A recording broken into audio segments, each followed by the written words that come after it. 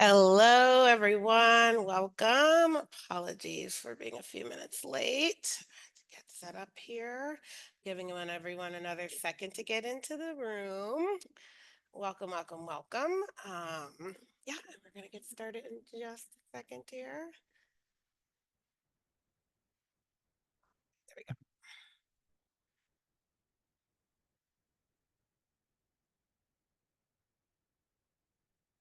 Checking to see if anyone else is waiting to get in.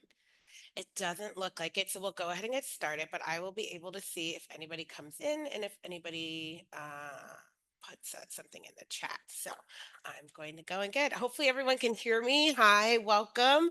My name is Denisha Jones, and I'm the Executive Director of Defending the Early Years. And thank you for joining us for our introduction to our new Reflective Practitioner Series course, Seeing Ourselves, Seeing Each Other. So I'm going to get started by telling you a little bit about the Reflective Practitioner series, then about this course, and then get into the what we're going to do in today's workshop, and then talk more about how you can go deeper as a subscriber to our course, and a couple other offerings that we have as well too.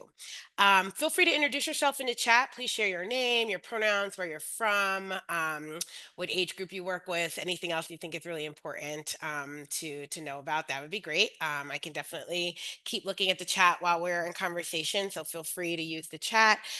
We are recording this, just so you know, so that we can share it with anybody who is a subscriber and was unable to attend today. Actually, it'll be made available to everyone because this is a introductory free webinar for the course. So just letting you know that you can always keep your camera off and yourself muted if you don't want to be in the recording. And then, yeah, for everyone to stay muted while we're talking is great. If you have questions, you can put them in the chat. And then if you also do the raised hand feature, I will be able to call on people specifically. Great. I see someone. Hello, Aaliyah. I hope I said that right, from Grand Rapids. Great. Working with 4 and 5 preschoolers. Thank you for sharing. Anyone else can go ahead. If you just joined us, we're just introducing ourselves in the chat. I'm going to introduce myself and talk more about the Reflective Practitioner series, and then we'll get into this course. All right. So, welcome. As early childhood educators, we are well versed in the importance of reflecting on our practices. Many of us received ample opportunity and experience reflecting during our pre service education, and we understand that to be an intentional educator, we must engage in ongoing reflection. Although we may struggle to make time for deep reflective practices, we often engage in reflection each day as we make choices for the environment and create opportunities for children to explore and co-learn with us. Reflection is an integral part of the teaching and learning cycle. How can reflective practices enhance our capacity to advocate for just and equitable early childhood education for all? What does reflection in defense of childhood look like? We explore these and many other questions in our new DEY Reflective Practitioner series. As part of our Professional Learning Institute, these series of courses will combine essential features of reflective practices with our mission to advance high quality early learning that promotes whole child development and fosters our commitment to anti bias and anti racism. As early educator Ron Grady notes, at the heart of reflective practices is strengthening our image of the image of the child as capable. And John Dewey reminded us that reflection is how we learn. But when we connect reflection to Paulo Freire's belief that true reflection leads to action, we see the value in linking reflective practices to our advocacy. Advocating for all young children to spend their early years in safe, nurturing environments remains a vital component of the work of early childhood educators. In our Reflective Practitioner series, not only will you reflect on your instructional practice, relationships with children, and curriculum choices, but you will also make deep connections between the work you do every day with children and the work we must all do to protect childhood. So that's just a little overview of the Reflective Practitioner series. For those of you who are not subscribed, it is a subscription-based service that we started. I don't even know when. Maybe we'll say a year ago. Maybe we offer it through Patreon. And so we have two tiers. We have our platinum tier, which is $25 a month. It includes all of the RPS courses and our fall book study. And then we have a gold tier, which is $8 a month. And that just includes the RPS courses. It doesn't include the book study. You can add on the book study for an additional $25 just for that. And I'll talk more about that at the end. or you can do the platinum subscription. So we started it with a. We've done a few courses now. We did our first course with Keith and Marks. All of that course is not in the art in the Patreon. I'm still transferring it because we used a different program when we first started. But we transitioned to Patreon, and then we've had two other courses since then. So one was on the framework, which is what I'm talking about next, and that's how we. This is our second course on the framework, and then we just did one on our toolkit. And so the way the courses are set up is we do pre-recorded videos with some information. They're pretty short, 3 to 6 minute videos, and then we have reflective workbooks. And so these are Google Docs that you can download, and they have questions in them, and you can fill them out. And it gives you that opportunity to engage in that reflective practice that I just mentioned. And then we also do monthly live Zoom discussions, right? Because the other sessions are pre-recorded, we do monthly live Zoom discussions where you can jump on and we can talk about it, right? If you've watched the other videos. And so that's just a little bit about that. So we've got a few more people who've checked in the chat. So I see we've got Carrie, Leah, Joey, excellent. Delyn, I know Delyn's a subscriber. I've seen that name. Hi, Kristen. Oh my God, Kristen, your book has been so helpful of me preparing for this. I've been taking so many notes. So Kristen Cole's got a new book coming out, and I'll be promoting that. I'm actually going to ask you to jump in and jump in on one of these webinars for this course. But she's got a new book out that I've been reading, and it's been great. It's coming out soon for the rest of you guys, but I got it a little early to read. And so I've been taking notes, reading it every day as I'm preparing for this. And I'm like, you might hear me mention some of your stories in this presentation because they were really great and really helpful for articulating this well. So thank you for being here. Hi, Samuel. Hi, Tori. Excellent. All right. Well, we got lots of folks here. Feel free again to keep using the chat to talk. And yeah, we're going to keep going from there. Let me see if I can easily advance the screen. Ugh, there we go. I always lose that sight of that. Okay, there we go. So today, I can't even find it on my other screen. There we go. We're talking about our new course. So I mentioned the framework. So if you scan that QR code on your screen, you will access our Fostering Healthy Identity in the Early Years framework.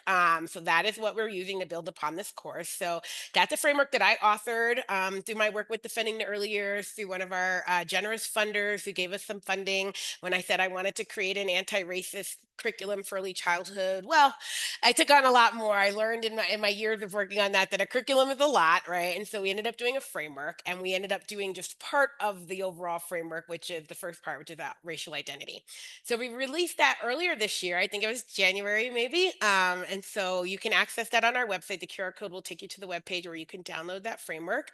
And we did our first RPS series on that framework. So in February, we did a webinar like this, introducing the framework, and then we did 3 videos and workbooks for the subscribers, right? Taking you to the framework in 3 parts. So I'm not, some of that's included in this today, but it's different. But I included some of the important stuff to bring you up to speed in this overview. So this is our next course using the framework, and it's called Seeing Ourselves, Seeing Each Other, Nurturing Healthy Racial Identity in the Development in Early Years. So now that we've got a little bit understanding about racial identity, and if you don't, that's what this overview is going to do, right? It's going to bring us all up to speed. The next part is really thinking about what does that mean for the work we do with young children. So racial identity development theory is been put together by psychologists, and there are different theories for different groups of people. And we're going to talk more about this on the end, but I just want to explain to you how I developed this series. So understanding that like every group, right, psychologists have studied, right, what does Black racial identity development look like, what is white racial identity development, Latino identity orientations, Asian American identity development, Native American, and multiracial, right? So they're all different theories, and they propose different stages that people go through as they're constructing their racial identity. And most of it begins in young adulthood, like teen years through early adulthood, right? And it gets resolved in adulthood. But what does that mean for young children, right? So this series is going to take what we know, what I've learned from studying those theories and teaching my pre-service teachers about those theories, and how do we then apply it to young children? So we start with an overview on just racial identity broadly, mainly focusing on young children, but just broadly across all groups.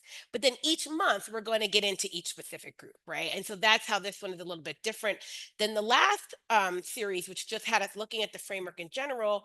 In October, we're going to specifically look at affirming the racial identity of Latina, Latinx children, right? Children who identify as Latino American, which we know encompasses so many different countries, right? I'm currently living in South America in Colombia. If you don't know that, I've relocated here temporarily. I work remotely. My kids are from Colombia and they're finishing high school here. So it's a very great experience. I'm living here in another country. So I'm experiencing, what it is to be in a Latino American country, which is different. I was born in Panama. My mother's Panamanian. I'll talk more about that. So right, there's so many different identities, but there are specific things to understand about how let people from Latin America develop their identity, their racial and ethnic identity. And so then I'm gonna take that theory for you guys and then apply it to young children, right? So if you're teaching young children who are Latino, Latina, Latinx, right? What can you be doing to affirm their identity in the classroom? So we're going to talk about that in October. In November, we're going to look at Indigenous and Native American students. In December, we're going to look at Asian American. In January, we're going to look at multiracial. I love the multiracial theory. It's one of my favorite of all of the theories, just because I think it can apply to almost everyone. It's really fascinating. So we'll do that. February, we're going to do Black identities experience. And then March, we're going to do white, right? Because there is actually white racial identity development theory, right? So we're going to look at that. So that's the plan of the course. It's 6 months. We'll take you through it.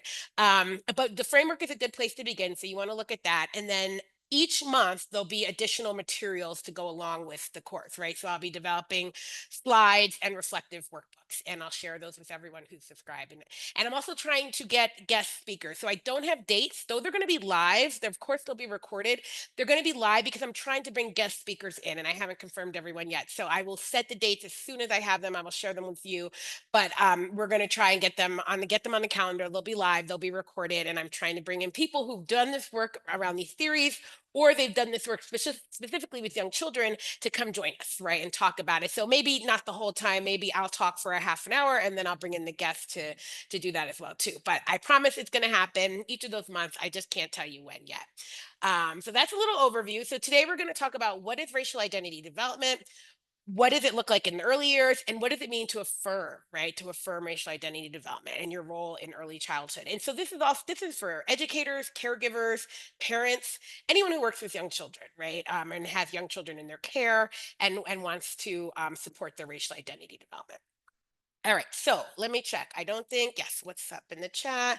I think it's just a new introduction. Yes, thanks, Kristen. Yes.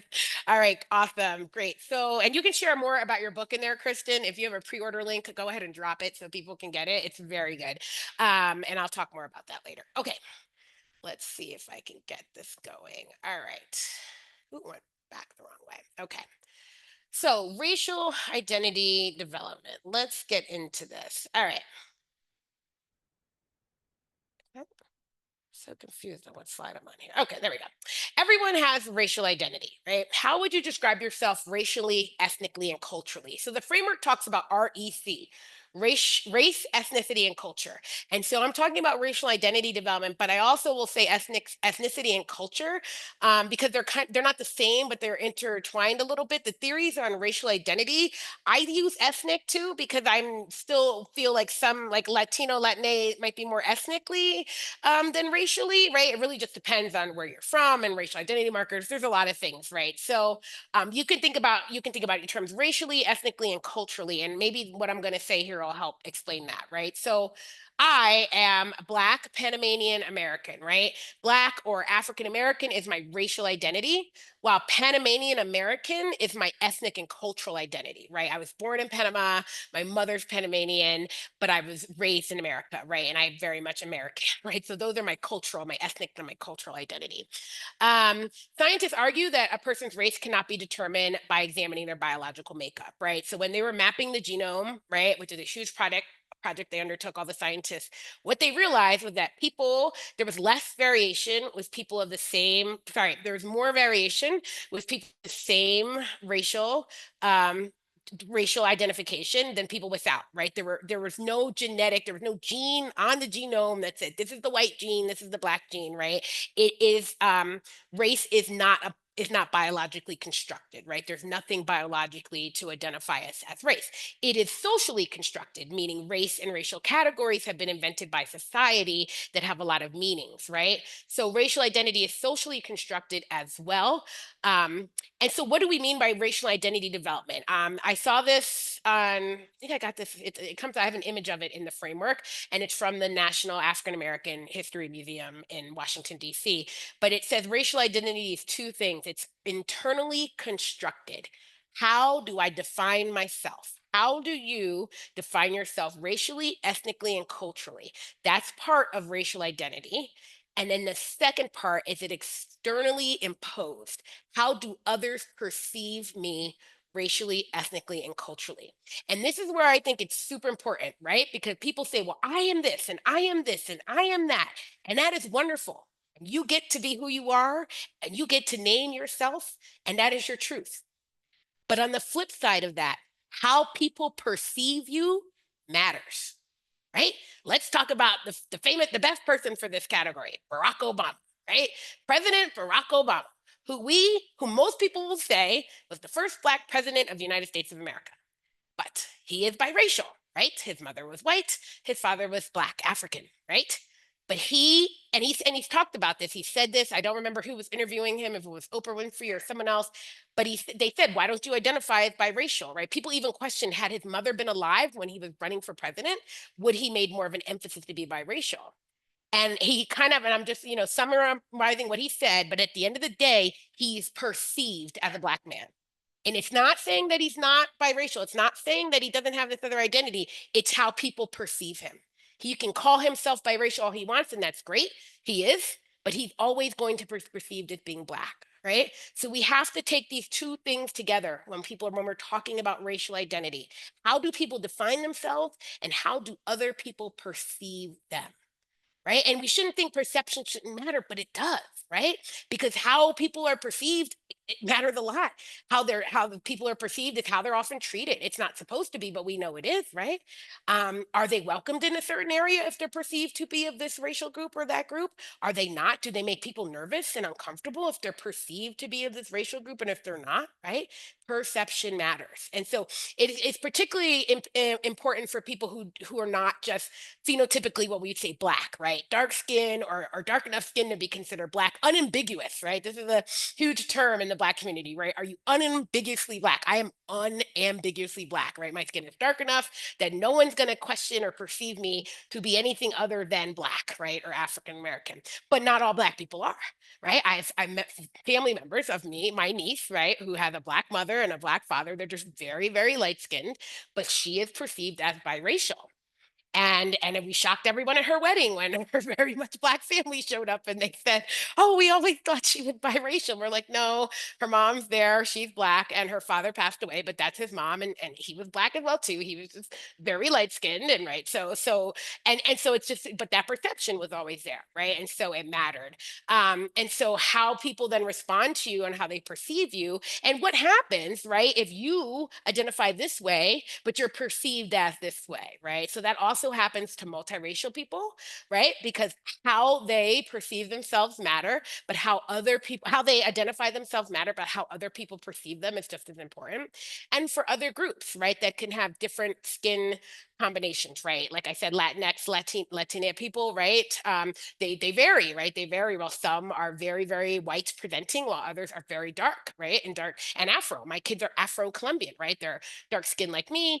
They come from descendants of Africa here in Colombia, right? And so they are Afro-Colombian.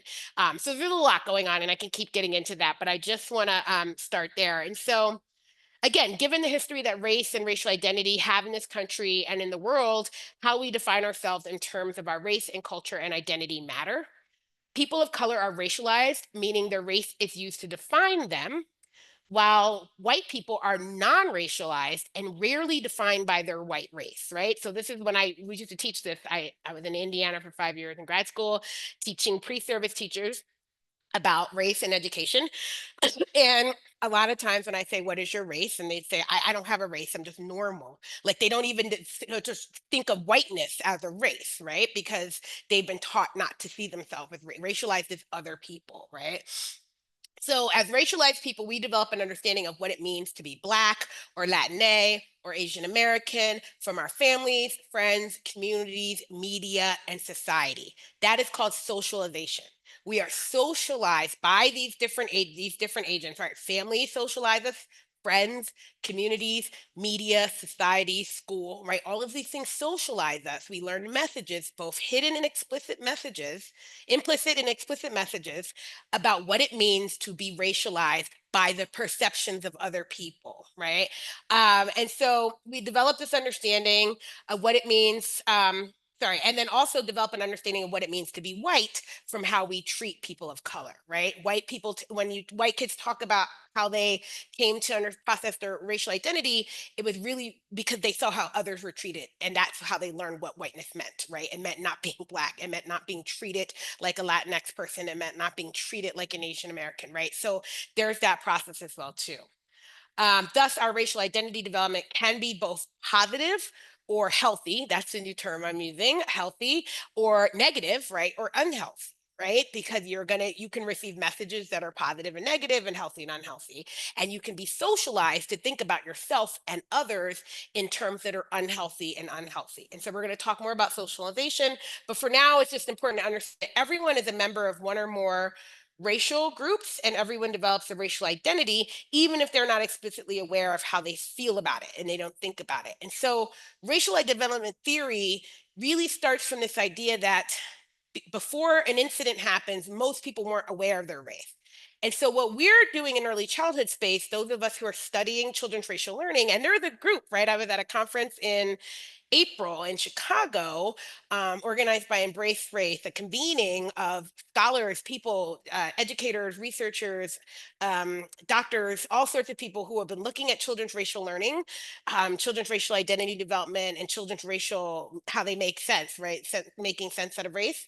And they've been studying this and they've said, the theories are looking at older kids, but we know it's happening in early childhood. And so what we're seeing is that children are aware of race. They're talking about race. They're making judgments about race and other things too. But we're focusing on race here. And that they often then they have all this information. They're trying to make sense of who they are, and then as they get older, they're socialized not to talk about it, right, in healthy ways. That socialization kicks in. And so they end up either not internalizing some inferiority or some superiority, but they don't really engage until they're older, right? And another incident then happens, and then in kicks the racial identity development theory, right? And so it's still a process, but we want to focus on what's happening with young children and what can we do to support them before, right, that incident occurs. And that incident doesn't have to occur. Now some theories are saying it's not about a racist incident occurring to make kids recognize their race, right? They could be just getting older and learning more about their culture, about their people, and about the reality of the current world. And so that's making them question all of these things, right? And then they're going through those stages. So I'm sorry, I know that might be a lot of information. I've been taking in this information for years. But just, keep these things. The main things to keep in mind, right, is that when we talk about young children and their racial identity, how do they define themselves and how do they think others perceive them is what we're focusing on. So quickly about social identity and socialization. Again, we did a whole work, just a webinar on this in the first series, right? There's a lot of this is in the it's in the framework, the cycle of socialization, Bobby Harrow, whose theory I use here. And so I just want to just go over a couple things with you, right? So the idea of like, we probably know socialization, right? Social identities and socialization. We each have an identity within various social categories, right? So what are they, right? Race, gender, social class, right? Meaning education and economic, right? Income levels, those sort of things.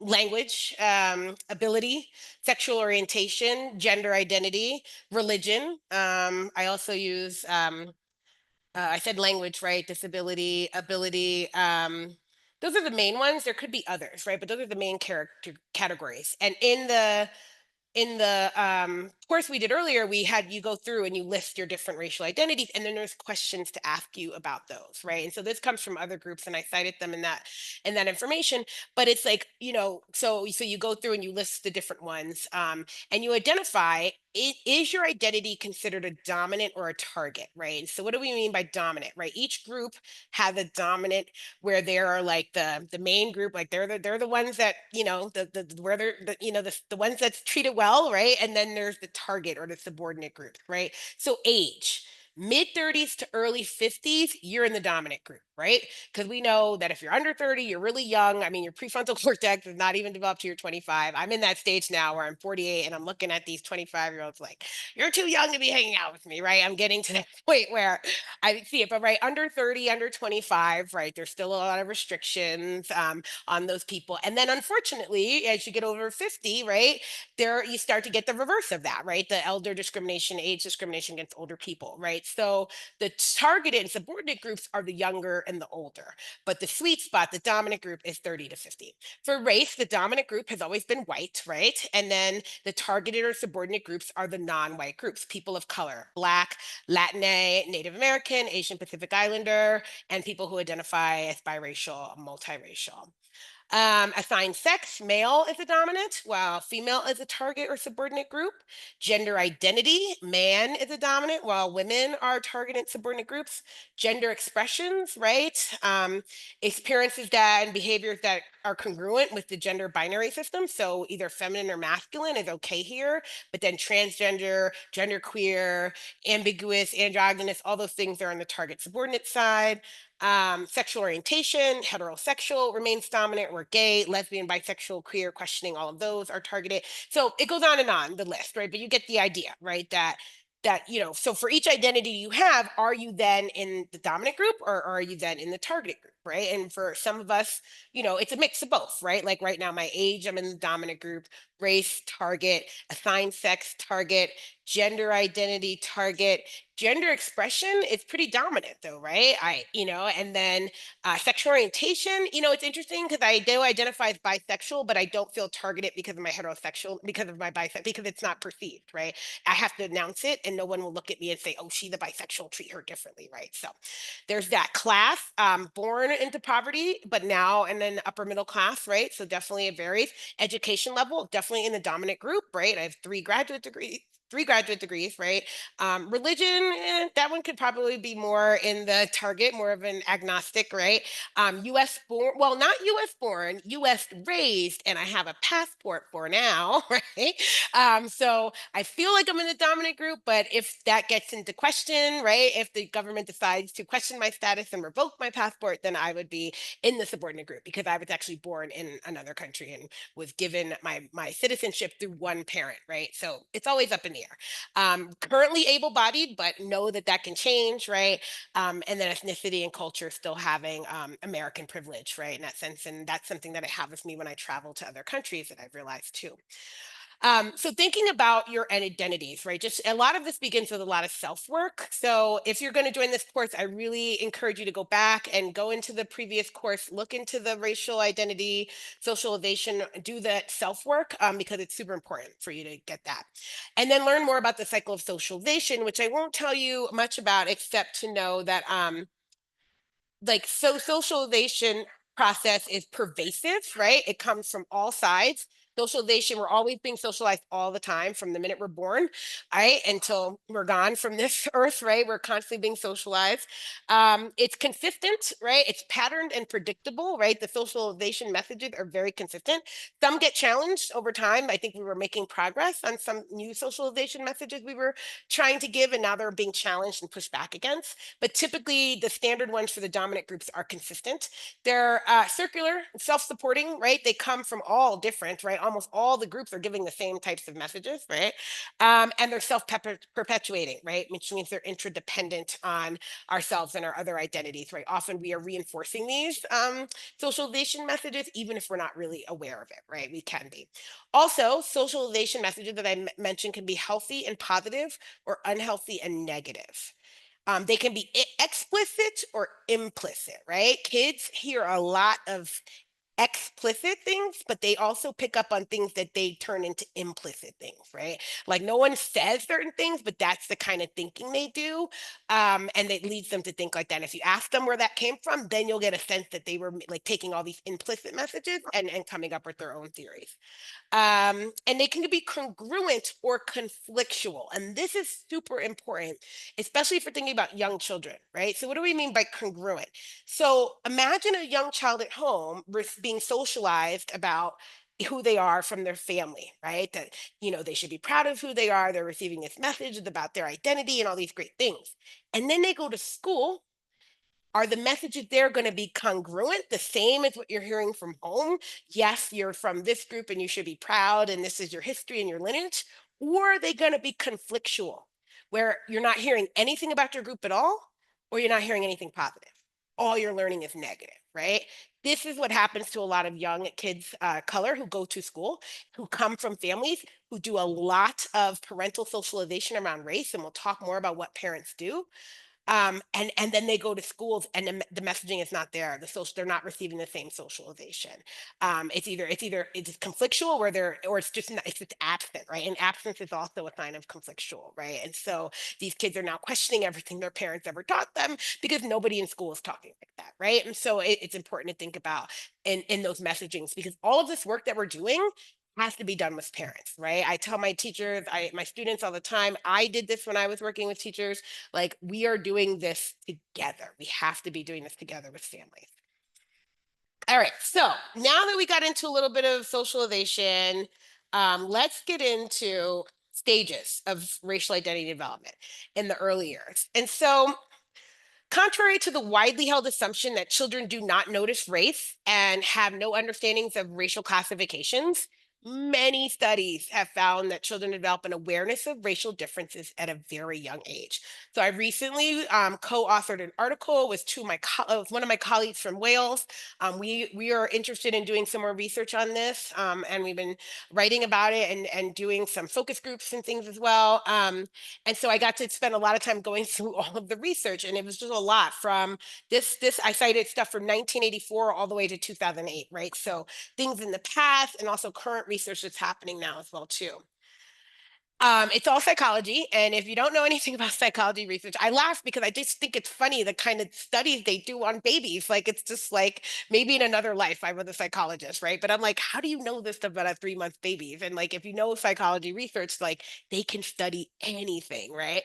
But they've done studies on infants respond to novel faces of different races, right? So parents who are willing to do this, like have a 3 month old or a 2 month old, and they're going to put them in a study and bring them to a little office where they put, they're scanning, they're watching their eyes, and they're watching how long their eyes look at an image, and they know based on other patterns whether the length of the time, whether they're noticing, whether they're interesting, right? So of course the kids are not like doing the things we would do, right? But they're giving cues, right? And it's so fascinating if you're really into it. So they looked at this, and they looked at kids, babies as young as 3 months, and they found evidence to support a birth processing system that attunes to race based facial dimensions during an infant's first 3 months. And so Kelly and her colleagues say, and I quote, "We believe that preference for own race faces observed in 3 months old represent the perceptual beginnings of categorization based on ethnic differences and may provide a basis for other race effects," right? And so again, another follow-up study, some other colleagues did it in 2006, and they also found that that same race bias in 3 months old could not be explained as a simple color preference, right? Because people said, oh, maybe it's just the color. They used photographs of both men and women, and they also used just ovals, facial like sized ovals with colors and no faces, right? And they found that babies displayed less interest in the ovals compared with the adult faces. And then they also noted that the racial environments of the babies mattered, right? White and African babies who lived in primarily same race communities developed a stronger preference for own race face compared to infants who had more experiences in cross-race environments, right? So of course, they're infants, they're seeing their own faces, they recognize them, and they have a stronger preference for them, right? And so that's been cited in the beginning. Again, 3 months old, and that's really just fascinating because people think kids don't even notice that, but they do, and they have to because they have to bond with their caregivers and they have to bond with their families. And part of that bonding is looking at something and knowing if that's like you or if that's not like you, right? And so kids go through this stage where they're very attuned to it. I know my friends had a baby when they were young, when she was younger, and they were so, terrified because for a few months when she was young, she could not stand for me to hold her and all that. And they were like, "Oh, our baby's not racist this year." I said, "Oh, no, no, no. She's just learning to discriminate between faces, and my face is a weird face for her, and it's making her uncomfortable until she got used to it and got through that stage and got a little bit older. And she's 14 now and an amazing girl, and we are great friends, right? But it was that babies that were just the faces scare them, right? Because they're starting to recognize and they're discriminating. So that's the first stage, right? So a couple of researchers in the 1997, Capps and Coughlin, they did some studies over years. I think it was 8 years, birth to 8 or 9. They studied longitudinal some children in the late 90s, and they were looking at how they developed. And so the first thing was awareness of racial markers, right? 3 months old display preference for same race. The second thing they realized was young kids went to was identity and labeling. And so they talked about whether they were able to identify who they were, and label who they were in terms of skin color, boy, girl, those sorts of things, right? And so it accuracy increases between the ages of 2 and 3. So there's a huge gap from 24 months to 36 months old, that where kids are doing this. They're identifying and labeling themselves.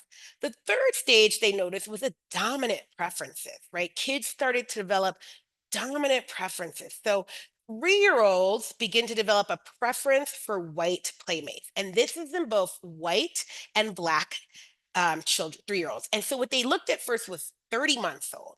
At 30 months old, all the children pretty much had a same race preference playmate. Black kids at 30 months of age wanted to play with black kids.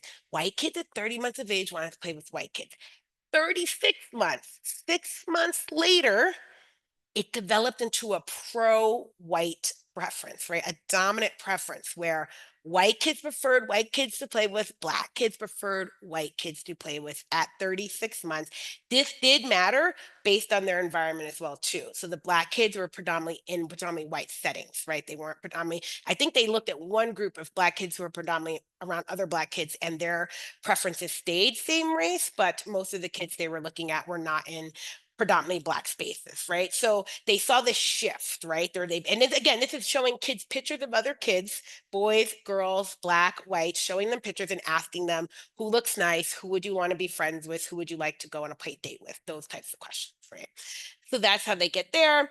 And then they get to the last stage where they call stereotyping and bias. And they found evidence of stereotyping and bias were found in kindergarten, right? And I'll talk more about that, but it's basically they were now using what they thought they knew, stereotypes about people, and ascribing it to those people. Right. So now they were hearing kids say, those kids are the bad kids. And they were talking like, who looks bad? Who looks mean? Right. And it was more black kids looked mean, looked bad, looked like they didn't want to make friends, as opposed to white kids look nicer, look kinder, and that sorts of things. And not just kids, but pictures of people and adults as well, too. So they're now like getting older and they're ascribing these things.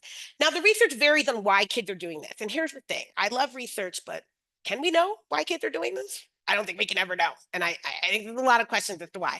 I had to write about this for a paper, so I had to go through some of the different cognitive developmental theories. Like cognitively, their mind is just, this is just them going through labeling and categorizations the same way they do with other attributes.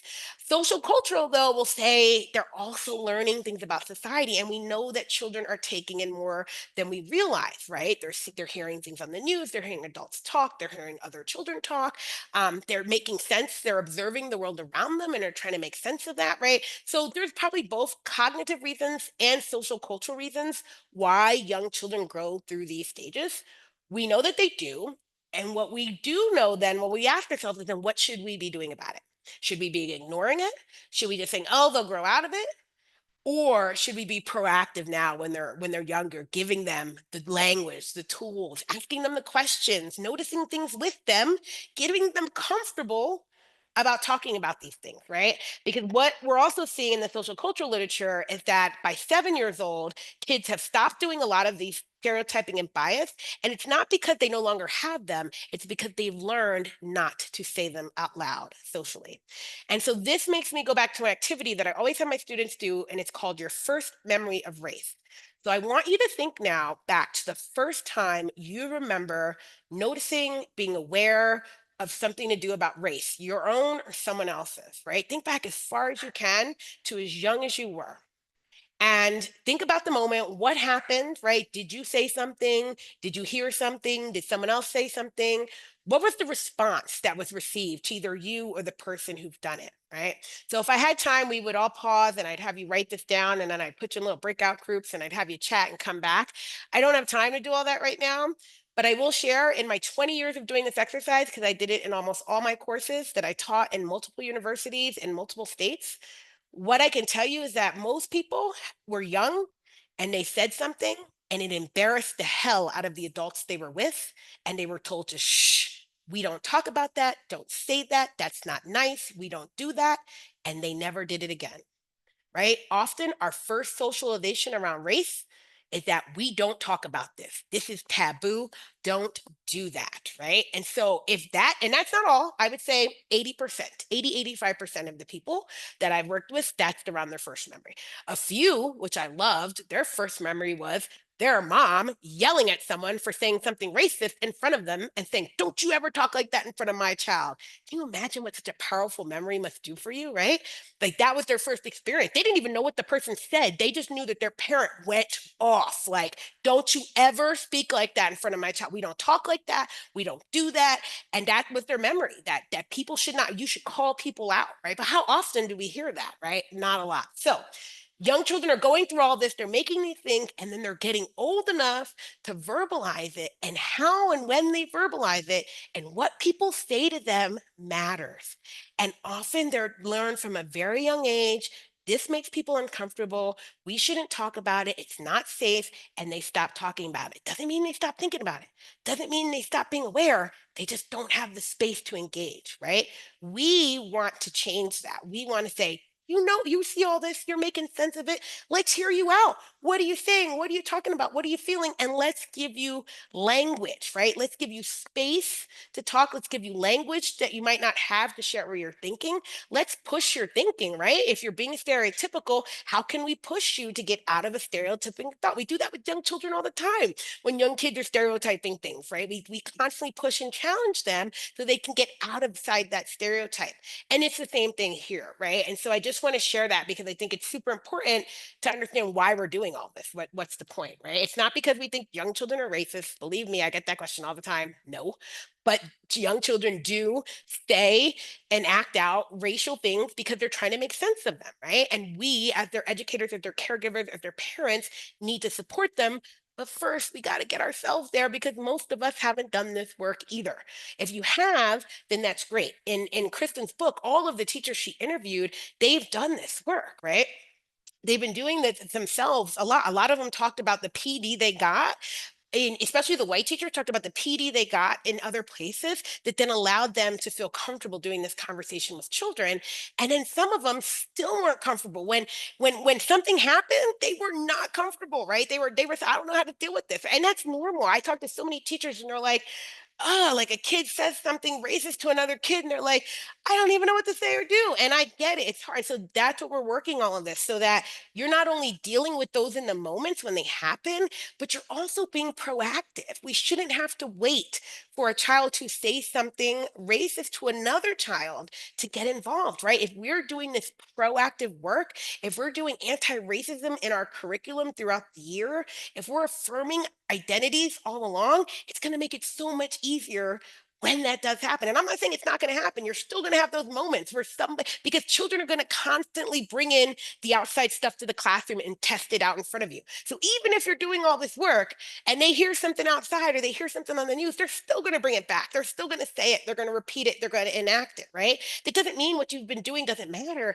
It means they still need practice, right? They still need to wrestle. And your space is a safe space for them to do that. And that's why they're bringing it here.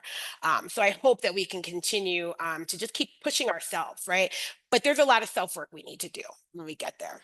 So again, here is just some more information about this idea that they're not too young, right? This is, I didn't write this, and I'll have to find the person who did and give you the resource. I think I have it somewhere.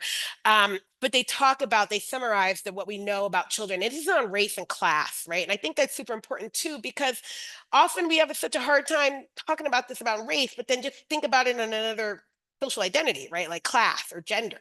I feel like gender is such an easy one for most of us female teachers, right? Because I know when I was teaching kindergarten, and the kid said something that was sexist, and that was like, huh, I would, I was ready to push the envelope and to challenge and push them back, even if that meant I went and bought a whole bunch of Power Ranger toys to prove that girls have Power Rangers. Because I was like, of course I have Power Rangers. Just because I'm a girl doesn't mean I don't have Power Rangers. And then I was off to the store to buy my first Power Ranger. Right? But like, it felt normal and natural to do that because I knew I wanted to challenge their stereotypes around girls. But it also doesn't feel as natural sometimes when you're talking about race. So again, they're not too young. That's just if anyone's, oh, these kids are not too young, this is just more information that they're not too young. Again, by 6 months, children find skin color and gender differences interesting.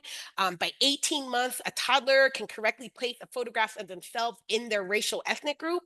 18 months, and they can tell you, yes, this is me. No, that's not me, right? By 2 years of age, they're noticing and they're curious and they're asking questions about difference. We all know that. By 2.5 and 3.5, they are absorbing socially prevailing negative stereotypes, feelings, and ideas about people, including themselves, right? 3.5, right? That tender age. By 4, they're seeking labels for racial ethnic identity. They have their own theories about what causes disability, skin tone, and gender. I definitely have been told, Miss Jones, I don't want chocolate milk. I don't want to look like you. I don't want skin like you. And I have to retort with, well, that's funny because I don't drink milk and my skin's so brown. So what else could it be? I don't think it's the milk. And then we get into conversations about melanin, right? Um, Preschoolers have a very limited about understanding about social class, but they assume things, right? This is what I love. They assume that rich people are happier and more likable than poor people. And how they define rich and poor is fascinating. You have to talk to different kids because they'll have different markers for that, depending on the environments they're in and what they see. And when asked, these children insist that it's not fair, that some people have more money, right? They understand fairness and they understand that's wrong. But they're making up all these ideas, right? By 5 and 6, they develop a core sense of racial ethnic identity and begin to explore what it means to be from one race compared to another. As they settle into this identity, some biases can undermine their self-esteem, right, and their ability to build positive identity within their ethnic group.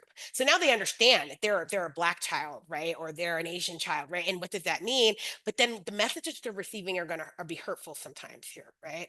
By 6 years old, children are likely to describe and claim poverty and wealth in terms of, concrete terms like possessions and types of residence where people live. And then again, 6, 7, and 8, children are they're continuing to construct these ideas and their feelings about human differences. They're going beyond individual identity because now they're getting into group identity. What does it mean to be a member of this group? And they want to know for themselves, like, what does that mean then to say that I am this? Is it just my skin? Is it other things? Is it, and they start to realize, like, oh, only people who look like me go to this church, right? Do all people who look like me go to this church, right? Those sorts of things are starting to come into play. Um, and they all understand identity includes different things, right? Gender, ethnicity, and they're interested in learning about their group and they're fascinated with oral histories and biographies, right? Because they love learning about people who are like them at this time period as well, too. So that's just, again, they're not too young. There's a lot of good information for you there. So what again does this mean for young children? So we need to support children's healthy identity development during this young stage, right? Which people would say in the racial identity theory, would say this is pre-encounter. They haven't encountered race. They haven't encountered a racial incident, but they're learning so much, right? So they're beginning to create a personal sense of self and multiple social identities. And we know this about kids because they talk about themselves that way. I'm good at math. I like to run. I can throw a ball. I can do a cartwheel, right? Like they love that. I can draw, right? They're thinking about themselves and all these things, right? And then they'll add that they're a boy or they're a girl or they're tall. And a lot of these things are based on what people tell them, right? When a kid constantly hears, wow, you're so tall for their age, they're going to start writing, I'm tall, right? Because people keep telling them I'm tall. And then as they start learning what it means to be black and white and they start hearing these things and these other identities, they're going to add those too. And again, there's this idea of race constancy. Children think that race can change, right? That you can change your race by drinking chocolate milk and these sorts of things. They don't understand it to be um, constant, right? Until they get older, until about 6 or 7. So that's going to impact their thinking as well, too. And so they're learning about their own and other social identity, again, through those explicit and hidden messages. So, what's an explicit message that a young children might hear, right? All colors are beautiful, right? Everyone's is good. We love everyone. Those are some explicit things they might hear about groups. But what are some hidden messages they might receive? Well, parents often tell kids, treat everyone alike. We're all the same. And then they drive through a neighborhood where the people who look like them are the only people who live there. And what do they start to think? Well, people who do not look like us live here, and we're all good people, so maybe they're not good people, right? Or if you live in an area that has a lot of unhoused people and they don't see unhoused people where they live, but they see them as they go to other neighborhoods and they start thinking about those neighborhoods and who lives there, right? And why there are unhoused people there. So again, these are implicit. No one's telling them these things, but they're making sense of it because the messages are all there, right? And the messages are, some people who don't have a home, right? And the people who don't have a home tend to look like this, right? And so they're inferring from those things as well too. And then they're trying to make sense of what they see and hear. And often that comes out in school when they say things to other kids. They reenact them. They say things that show examples of internalizing what we call racial inferiority and also internalizing racial superiority, right? Those are the two most common things we'll hear a lot about what kids are doing. And I'll talk more about those as well too.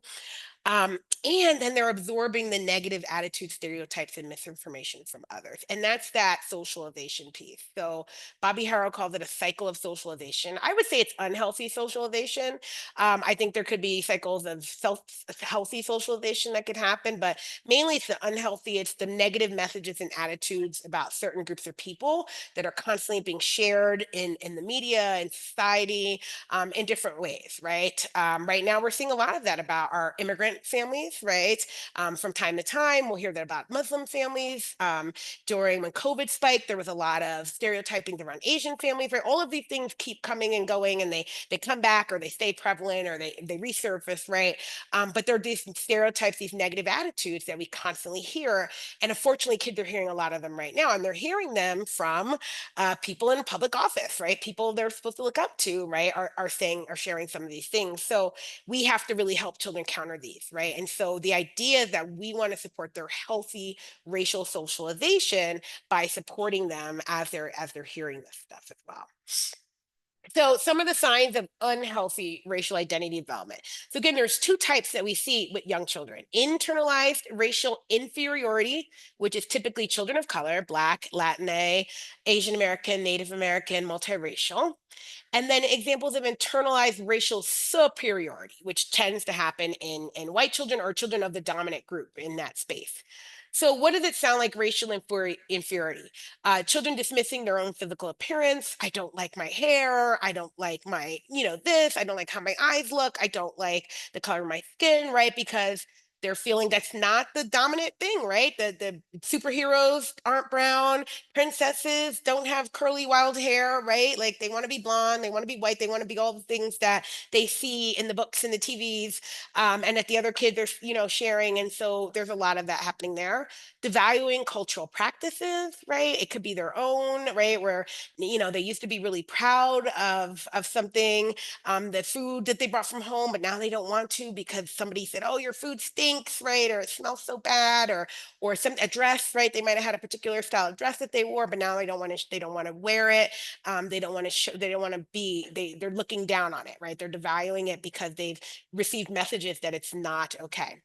Rejecting their hair texture or style, assuming they're less capable. We hear that a lot in a lot of children that they can't do these things. They start to see smartness and intelligence attached to characteristics that they don't find in themselves, and believing that they don't belong, right?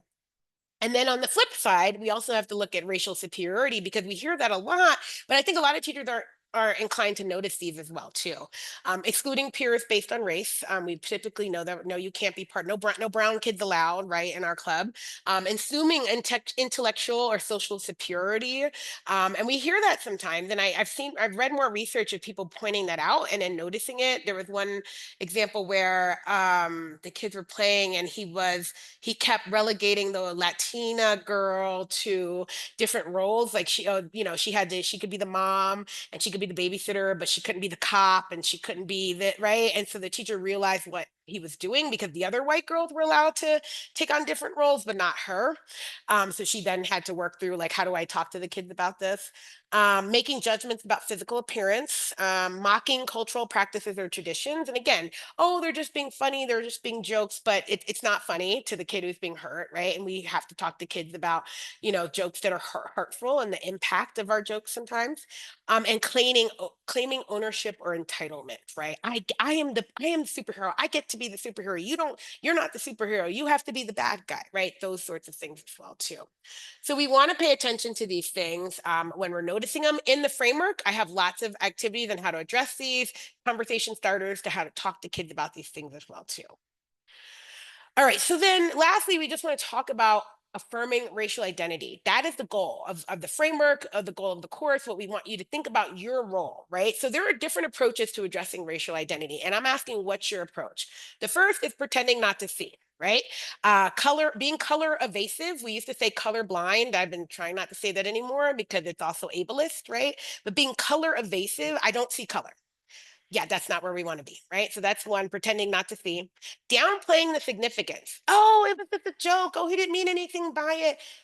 Probably not, us not paying attention to it doesn't mean it didn't happen. Doesn't mean it's not real. Especially the kid who heard it, right? It's telling them, well, he didn't mean anything by it. That's not helping that child because they still have to process what they heard, right? What the kid said to them. Respectability. This comes up in different groups where it's like, oh, just try hard, just be the best, and people will treat you okay, right? So they're just like, you just have to try harder to be kind of raceless. I spent a lot of time in this space, and I can talk about that at length at some other time. um there's this source of pity or victim blaming, like, oh, I feel bad for you, or maybe your people brought this on yourself. This is the hardest, I think, for teachers because we are trained to feel for our children, especially children who are disadvantaged because of their race. And I have to caution young teachers who want to say, well, it's like using culture in the wrong way. They blame the culture instead of understanding that, there's no being black is not a problem, being Latinx is not a problem, being Asian American is not a problem. Racism is a problem, white supremacy is a problem, right? So if we see the problem in the child and who they are in their culture, that's the problem, right? Instead of seeing the system, the oppression system is the problem. And it's a problem for all of us, not just the children of color, right? Oppression hurts everyone. Discomfort. That's a one way to approach. You don't feel comfortable, and you might say, friend, I don't like what you said. It makes me feel uncomfortable. Please don't talk like that to our friends. That's an approach. You named your discomfort. You asked the child not to do it again, but we didn't get into why, right? Why is that making you uncomfortable?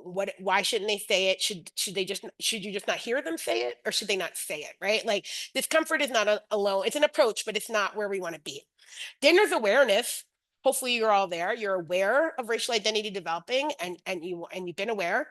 Acceptance about race. We accept, right, people who they are. This is the world, right? Then there's consciously embracing. And that's what affirming is, right? It's consciously embracing the kids in front of you as racialized people and all that means as a positive, right? It's a blessing to have diverse kids coming from different families and different cultures and different races. Yes, racism is a problem, but embracing who they are, affirming who they are, is one way we can respond to that, right? So that they're not the problem, right? The system, the bad system that we want to get rid of is the problem, but we're going to embrace, we're going to affirm. That's what we're hoping to get for the approach.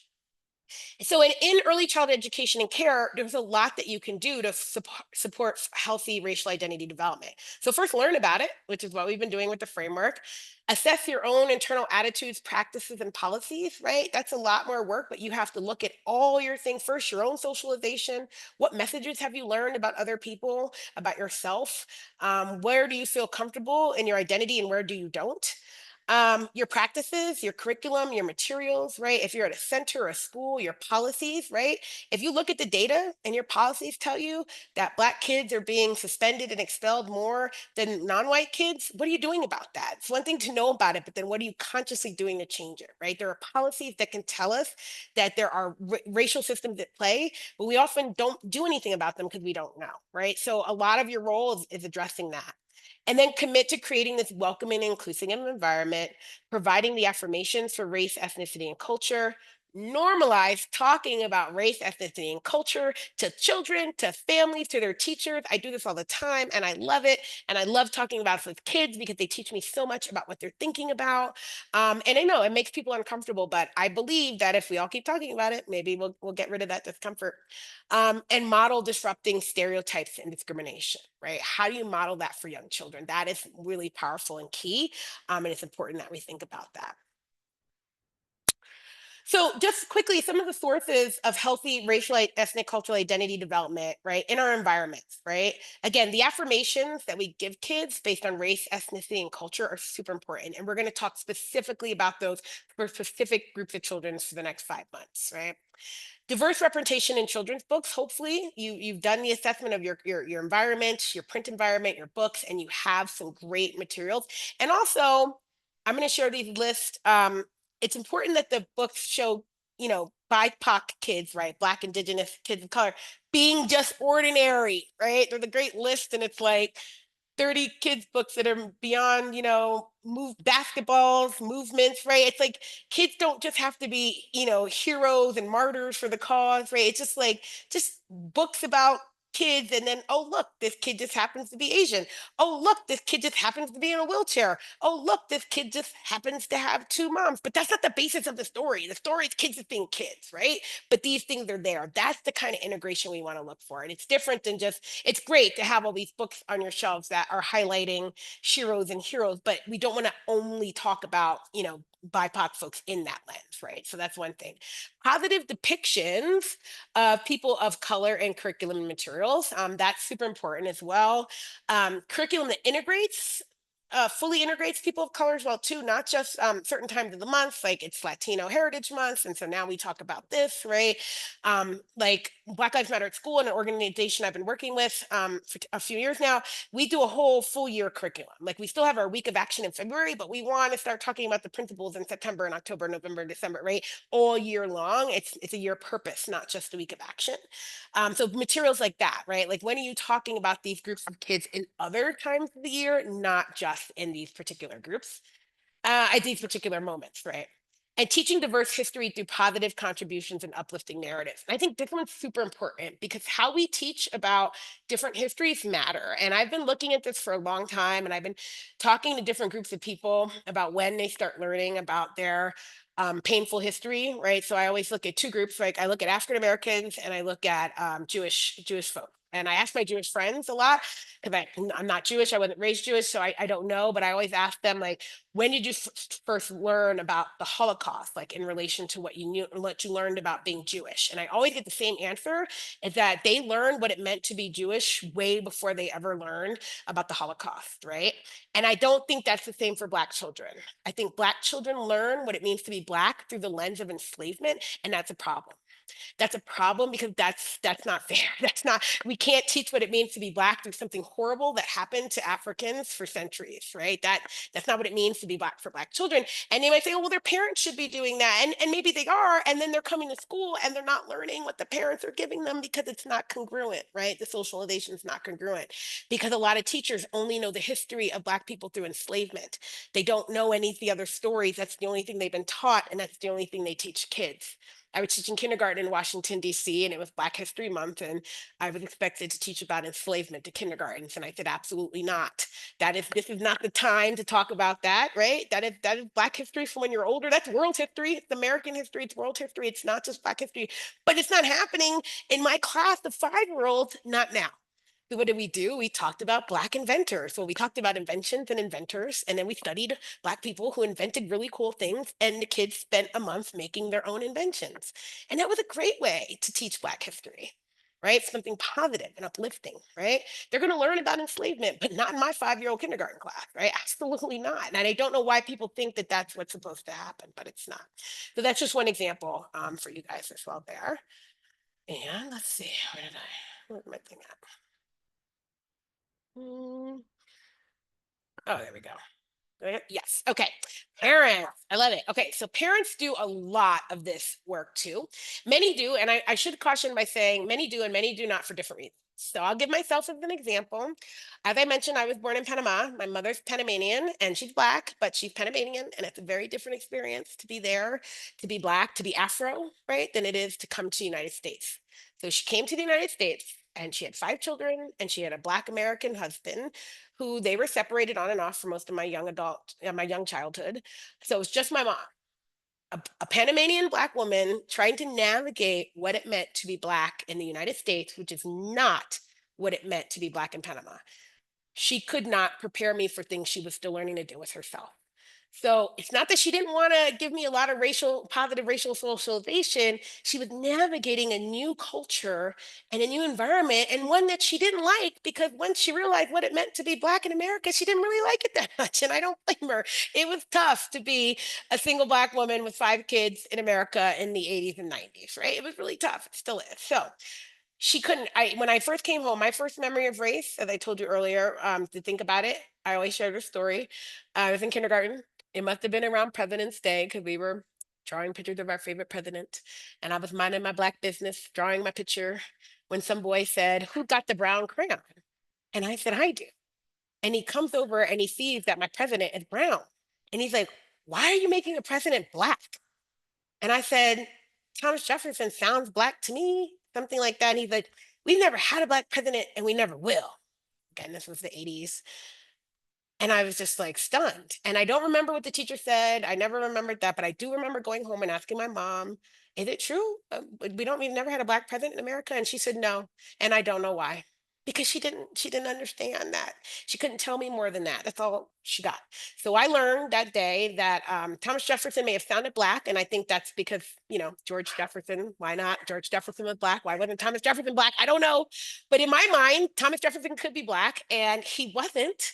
And I found out from a white boy that we've never had a Black president and we never will, according to him. Right. And so my mom couldn't do a lot of that. She did some affirmations, but she couldn't do as much. Right. And so parents do a lot, but they can't do it all. And so it's important to support what's happening at school and then to compensate the way we do as educators for things that parents aren't doing. Right. So many parents give racial, ethnic, and cultural affirmations to their child, and that's important. They provide diverse dolls and toys. They've been found to do positive race talk with young children, which is good, talking to them early about race, as more white parents tend not to because they don't necessarily have to. They also do preparation for bias and discrimination as they get older. And this is mixed in literature where people think it's good and some people don't. And I'm like, well, you don't understand why it's done, right? But it's also a necessity in today's environment that you have to prepare children that they might receive some type of bias and discrimination. And that's what a lot of parents of color do. And they provide support for navigating racist encounters, which is important too. So that's just a few of the things to think about that parents can be doing, and you want to support them in doing these things as well too, and figure out how you can be congruent with what they're doing at home and what you want to do as well on your program. All right. So the theories of racial identity development I mentioned earlier are where we're going to next, right? And we're going to start, like I said, in October. So these are just the names of the theories and a couple of the people who've written about them. So Black racial identity development theory was first developed by Alexander Cross, and now Jackson, he's been adding to that theory. I use Jackson's stuff for the new part, so I'll probably be using that in February. Janet Helms, a famous Black psychologist who did racial identity development theory. So I'll use hers, but then there's also been some recent one. I was fortunate to hear a scholar, I can't remember their name, but they gave a job talk when I was at Sarah Lawrence, and they were doing some new work on white racial identity development with white students. And so I'll definitely be bringing that in. He's done a lot of the Native American identity development. Both of the theories, the articles I found were written by him. So I'll bring in his work as well too. Ferdman and Galagos. They were doing Latino identity orientations. I love the use of the word orientation because it really does matter what country you're from, where you feel ethnically, right? Are you that country? Are you American? Like there's so language, right? There's so much with that. So yeah, I'll definitely be using their work. Kim has the Asian American Identity Development Model that I've read about, and has done great stuff looking at that as well too. And I'm not even going to try and say this person's last name because I have no idea. But they did the intersectional model of multiracial identity, which I mentioned is one of my favorites. So that's what we'll be pulling from for the rest of the course, is looking at these. So I'll save you the trouble of having to read this dense psychology research because I've read it before and I'll read it again. But I'll take you basically through the theory and then what it means for young children. And then I'm hoping to have at least one guest speaker, if not more, to then talk about it as well too. I already have someone I know I want to do for Native American identity because they actually made a toolkit for supporting Native Indigenous children, K through, I think there's K through 6 and then K through 12. Really great. I follow her on Facebook. The name of her Facebook is called Relentless Indigenous Woman, I think. So I'm going to reach out and see if I can get her on as a guest, but I'll definitely pay for the framework and share some of it with you and encourage you to get it yourself as well too. And then I'm not sure about the other folks yet. I'm still working on who to contact. There's so many people doing this work, but it's, finding the people, making sure they have the time, and that I can bring them on as well too. So that's what we're looking at for the rest of the course. And so here again is a little bit of our plan. Each month, we're going to explore theory of racial identity development for a specific group, and then talk about your role in affirming that identity in your classroom, in your space. So again, October, we start with Latinx, Latina.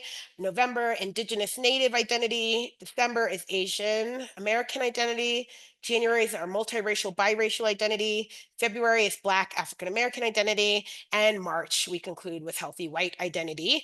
So if you click on this, you scan this QR code, you can subscribe to our RPS Patreon if you're not a subscriber yet. Gold gets you access to all of this. You want to do gold for $8 a month, but if you do platinum, you also get access to this as well too. So this is a separate plug for Defending the Early Years. We are doing our fall book study on childcare justice in honor of one of the co-editors, Maurice Sykes. He's also a founding national advisory member to DEY, who passed away earlier this year. He edited this book with Kira. I have a chapter in it. Other folks do as well too. So we're doing the webinar next week, Thursday, October 9th. And so you can just, the webinar is free. Anyone can come to the webinar. And then we start the week after that with the book study. So our fall book study is a 4-week program where we talk about a different book. This is our 3rd book study. And so I'll be leading this one. I might have some of the authors join us if they can. The book study by itself is $25, or if you are a platinum subscriber, it is included, right? So you can register for the webinar by scanning the black QR code, and register for the book study for scanning the blue. I will see if you're a subscriber and send you the information so that you could become a subscriber, or you can just pay the $25 once and join the book study. But again, this is separate. Childcare Justice with a book about transforming the system of childcare for young children. And so we hope that, it's something else that you might be interested in. So that was a lot. I'm going to stop now. I'm happy to stay on if anybody wants to chat. I'm sorry, I lost the chat, so I missed it. Oh, no, that's all. Introductions. Oh, yeah, there were some comments here. Okay, yes. Thank you for sharing your book, Kristen. No problem. Lots of people can be off camera. That's totally fine. Yes, thank you, Leah. Slavery interrupted our history. Enslavement is the history of the oppressor. How we survived is our history. Exactly, right? I love that. So thanks so much. I'm going to, I'll keep it recording. We'll just see. If anybody wants to jump in and add anything, feel free.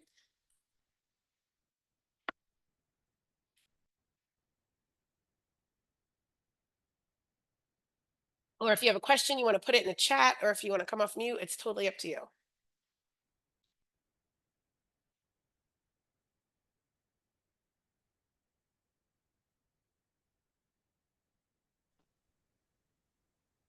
Denisha, this is Dylan. I'm out in Portland. I just wanted to, before I sign off, say thank you so much for sharing the framework, and I look forward to the next sessions. Just Awesome. got to Thank run you. right now, and I was driving. Yeah. most of the time we were on, but thank you. I And I I used to look forward. drive and listen to Zooms, and I had to pull over and park, but I've done Zooms from my car. So I No, totally get it. Thank you so I, much. I did pull over twice just so I could Yes, make yes, sure I was catching what awesome. you were saying. Thank you. I look forward to the next sessions. Thank you. So grateful you're here. Have a good one. All right. Well, if that's it, I will definitely thank you. You're welcome, Tori. Thanks so much for joining us. Thank you, Joey. So great. All right. It looks like everyone's on a little. I wasn't sure if it's going to be an hour or an hour and a half. I think an hour and 16 minutes is more than enough time. So thank you all so much. If you have any questions, please reach out, Denisha Jones at DEY.org or info@dey.org. Send us your thoughts, your questions. If you have recommendations for someone we should bring on this talk and one of those webinars we're doing, please let me know. I'd love to hear your thoughts on that. But yes, thank you all so much for coming here. I love having these conversations. I just hate that I couldn't see everyone because I was sharing my screen the whole time, but now that we can, so I am going to, where are we at? Stop the recording. Okay. Nope, that didn't do it. There we go. All right.